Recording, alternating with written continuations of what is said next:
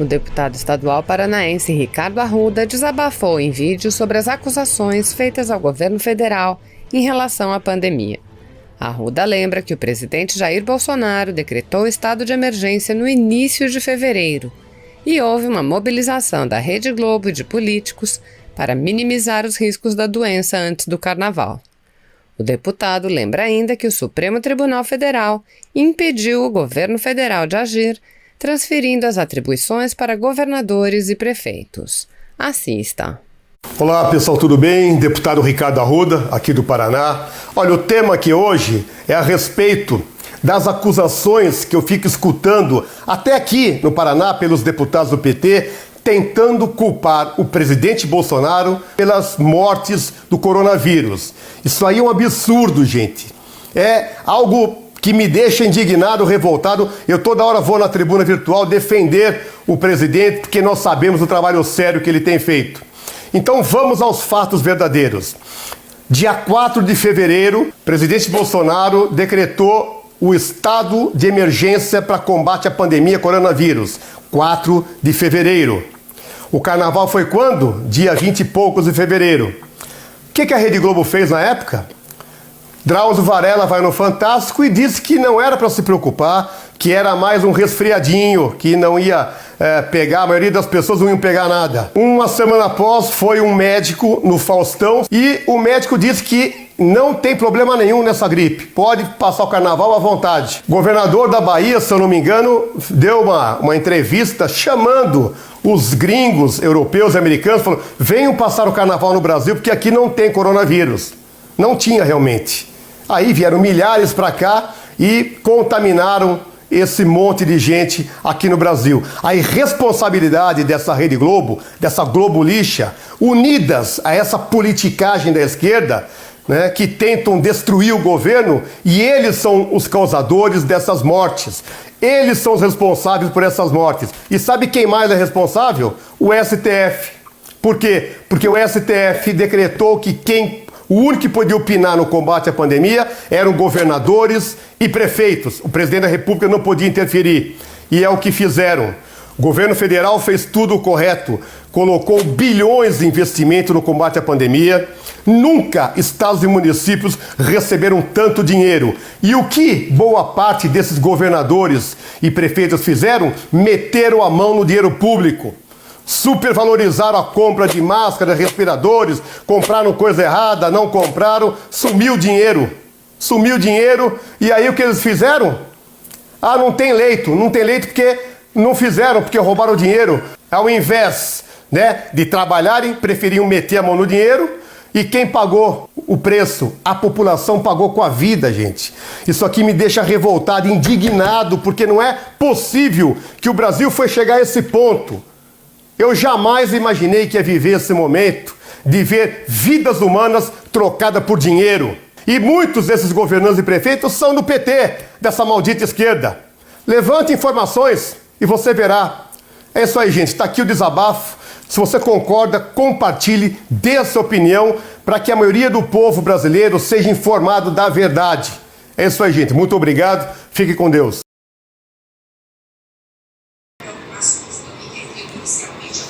Olá pessoal, deputada federal Bia Kicis. Eu vim falar aqui com vocês sobre um dos temas mais importantes sobre o qual eu dedico meu mandato, que é o combate ao ativismo judicial. E nós estamos agora vivendo um momento muito crítico com relação a isso, quando esse ativismo ele advém diretamente de ministros do Supremo Tribunal Federal. Somente esses últimos dias nós tivemos 2 exemplos muito graves de ativismo. O que é o ativismo? O ativismo é quando o juiz ele se substitui ao legislador e ao invés de simplesmente fazer o seu papel de aplicar a lei, ou no caso até do Supremo, a Constituição, ao caso concreto, aos processos sobre os quais o juiz se debruça, que chegam ao juiz mediante provocação de uma parte interessada, o juiz começa a falar e decidir sobre questões políticas que não estão nos autos. Então nós tivemos essa semana o ministro Gilmar Mendes, numa entrevista, numa declaração, dizer o seguinte, que é preciso dizer isso de maneira muito clara. O Exército está se associando a esse genocídio. Não é razoável, é preciso pôr fim a isso. Então, a gente fica pensando assim, de que genocídio, em primeiro lugar, o ministro está falando, né? Porque nós vivemos, nos últimos governos, um genocídio, aí sim, verdadeiro, de jovens, né, de negros, de pessoas pobres, que têm sido assassinadas, e não só negros e pobres, mas toda a sociedade, que realmente nessas camadas mais pobres da sociedade aumenta a violência, né?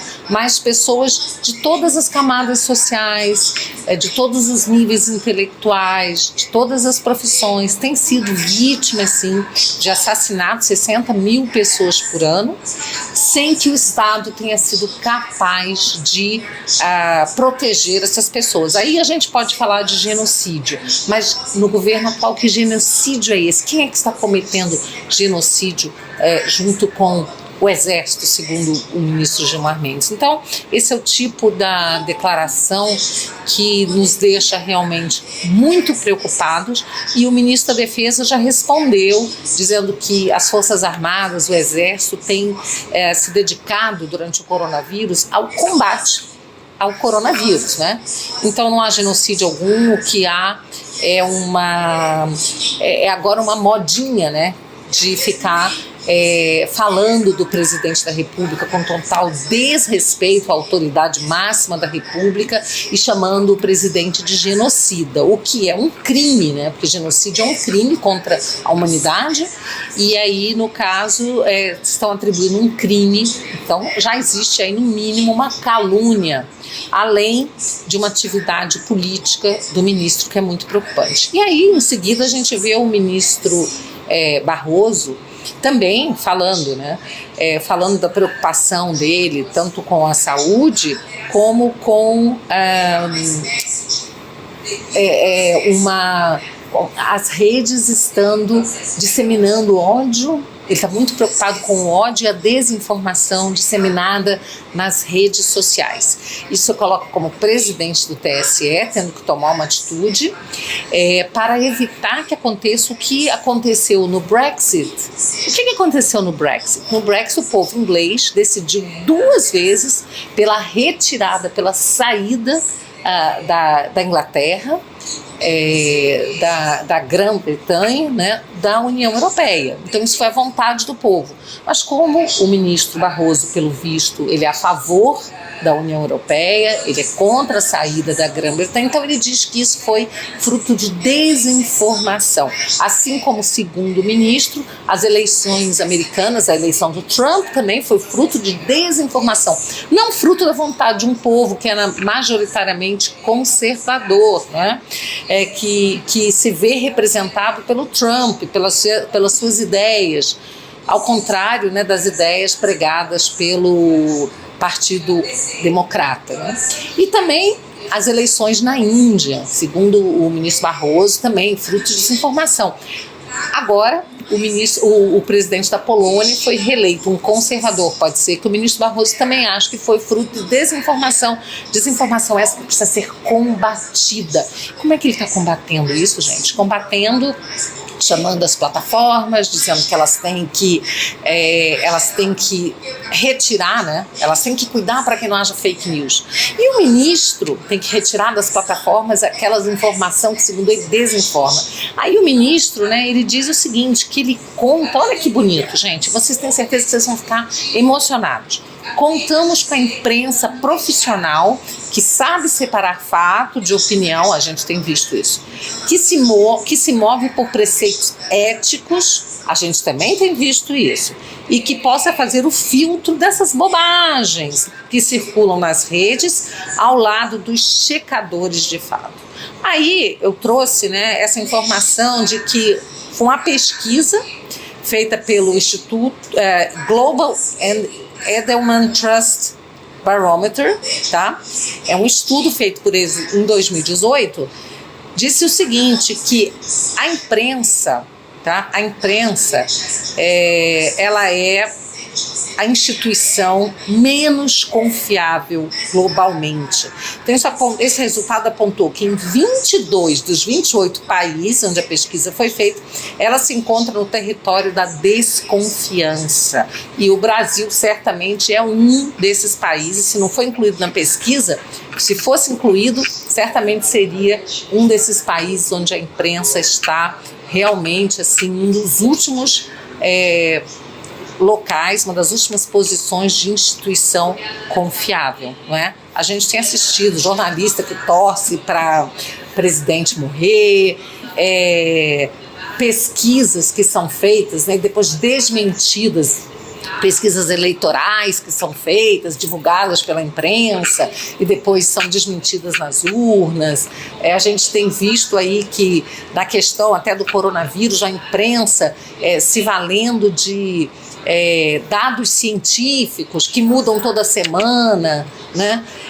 Então a gente sabe que não tem uma cobertura parcial, lamentavelmente, por boa parte da imprensa, mas é com essa mídia aí que o ministro Barroso diz contar, essa imprensa profissional, para dizer, junto com os checadores de fatos, o que é verdade, o que é mentira, né, e impor aí um cala-boca, uma censura às redes sociais. Então, assim, eu estou deveras preocupada com isso, tá? Como parlamentar, trabalho todos os dias, né, para combater esse ativismo judicial. Tem uma série de projetos de lei contrários ao ativismo, que visam a responsabilizar esse ativismo, criminalizar toda vez que houver uma usurpação de poder. Isso tem acontecido muito porque, lamentavelmente, o parlamento tem se colocado de joelhos, subserviente ao Supremo Tribunal Federal. E a gente sabe que tem aí parlamentares que têm problemas perante a justiça, né, que temem realmente que haja uma investigação, uma denúncia, que o Supremo possa condená-los. Mas é isso aí, né? A gente precisa encarar esse fato, né? A gente sabe que você não precisa dever para a justiça para poder ser investigado. Hoje a gente vê isso, né? Existe, além do ativismo todo, né? Agora esse ativismo também foi para inquéritos, né? Ele agora também está sendo utilizado em inquéritos penais, né? Aí no Supremo Tribunal Federal, que está avançando sobre a base de apoio do presidente Bolsonaro. Então a situação é toda muito preocupante e nós temos que continuar sempre atentos, e vocês podem contar com o meu trabalho no combate ao ativismo, que é uma forma da gente preservar a democracia. Enquanto os juízes quiserem fazer leis, quiserem investigar, quiserem decidir quem vai ser diretor da polícia, ou seja, quiserem usurpar sobre competência do executivo e do legislativo, nós não teremos uma democracia efetiva.